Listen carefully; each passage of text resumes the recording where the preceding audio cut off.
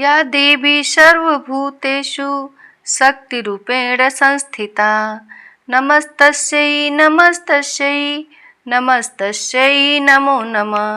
जय माता दी। माता रानी की कृपा आप सभी भक्तों पर हमेशा बनी रहे।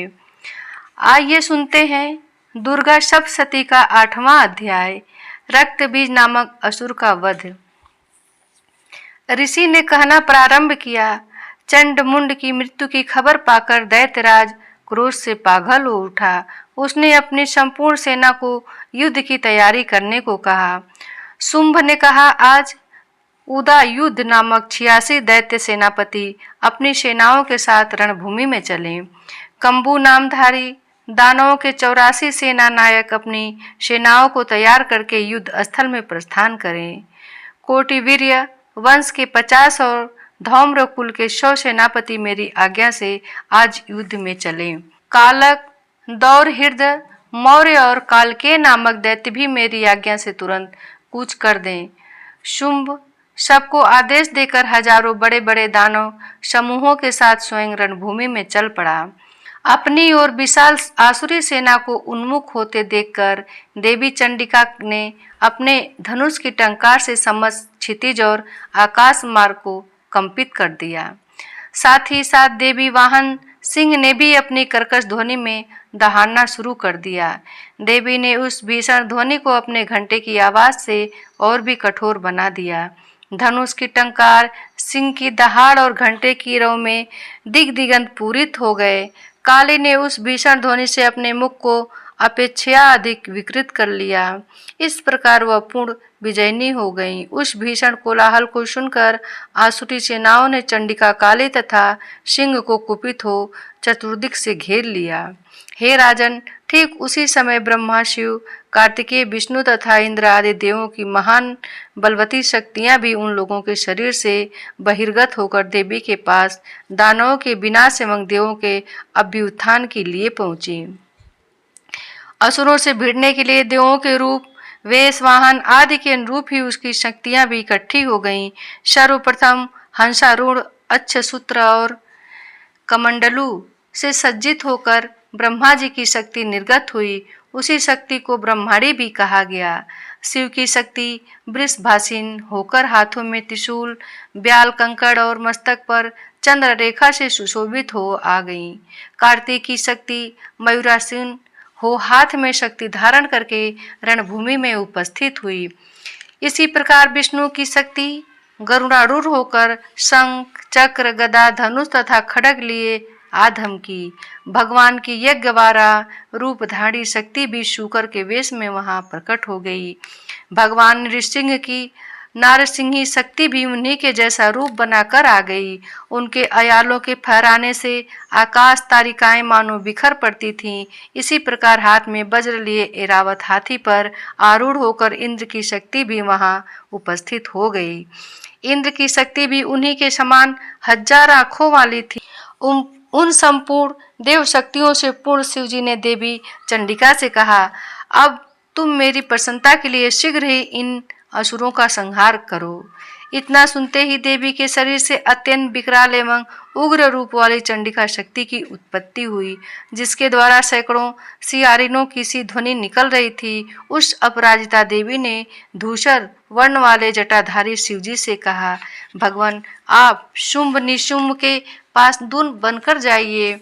वहां जाकर आप उन दोनों दानवों और उनके साथियों से संदेशा कहिए कि हे दानवों, यदि तुम सब जीवित रहने के इच्छुक हो तो सभी पातालपुरी को वापस लौट जाओ, जिससे इंद्र को त्रिलोकी का राज्य प्राप्त हो और सभी देव अपने अपने यज्ञ भागों का उपभोग करें। यदि तुम मद गर्वित हो युद्ध करना चाहते हो तो आओ, मेरी योगिनियां तुम्हारे कच्चे मांस को चबाकर तृप्त होंगी। उन देवी ने भगवान शिव को दूत का कार्य सौंपा था, इसलिए वह जगत में शिवदूती के नाम से विख्यात हैं। शिव जी के मुख से ऐसी बात देवी की सुनकर दैत्य समूह क्रोधित हो उठा और उसी क्षण वह कात्यायनी की ओर झपट पड़े। तत्पश्चात वे सभी दानव क्रोधपूर्वक देवी पर अपने अपने बाण, शक्ति, ऋषि आदि शस्त्रों की भयंकर वर्षा करने लगे। देवी ने प्रति उत्तर में अपने धनुष की टंकार करके दैत्यों द्वारा प्रक्षेपित बाण, शक्ति, परशु आदि को सहज ही काट गिराया। तदंतर काली आगे बढ़कर अपने शूलाघात से दानवों को चीरने लगी और खड्गवांग द्वारा उनका विनाश करती हुई रणस्थल में घूमने लगी। ब्रह्माणी जिधर भी निकल पड़ती थीं, उधर के असुरों को अपने कमंडलू के जल छिड़क कर उन्हें श्रीहत बना देती थीं। माहेश्वरी ने त्रिशूल, वैष्णवी ने चक्र तथा कार्तिकेय ने अपनी शक्ति के बल से दानवों को कुचलना प्रारंभ कर दिया।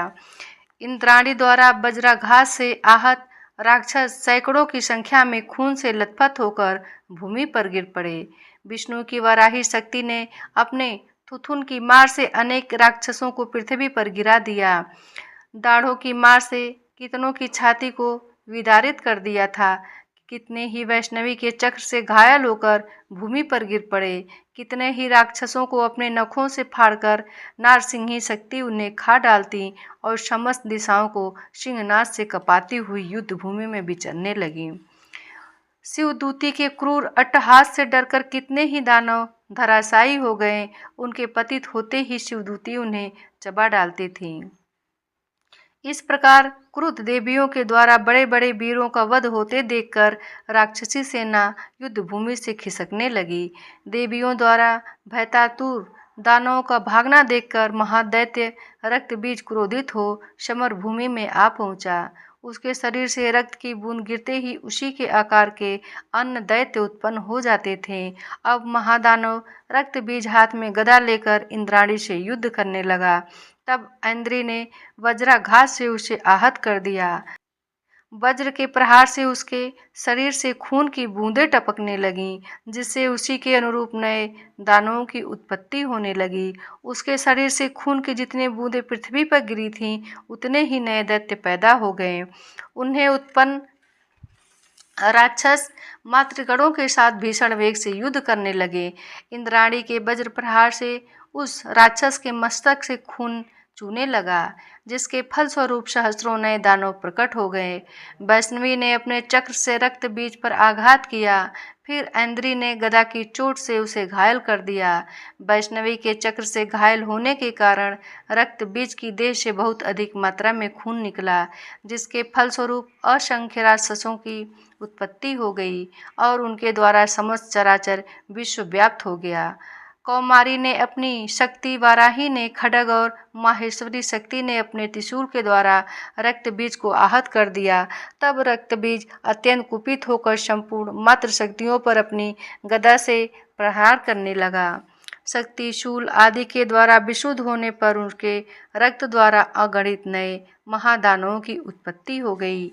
इस प्रकार उन दानवों से उत्पन्न नए दैत्यों द्वारा समस्त जगत आच्छादित हो गया। इसे देखकर देवतागण त्रस्त हो गए। देवताओं को भयातुर देखकर चंडिका ने जल्दी से काली को संबोधित किया।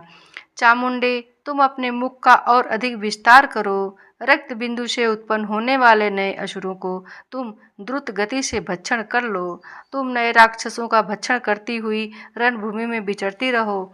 इस तरह जब उसके शरीर का समग्र रक्त कोश समाप्त हो जाएगा, तब अनायास ही उसका वध हो सकेगा।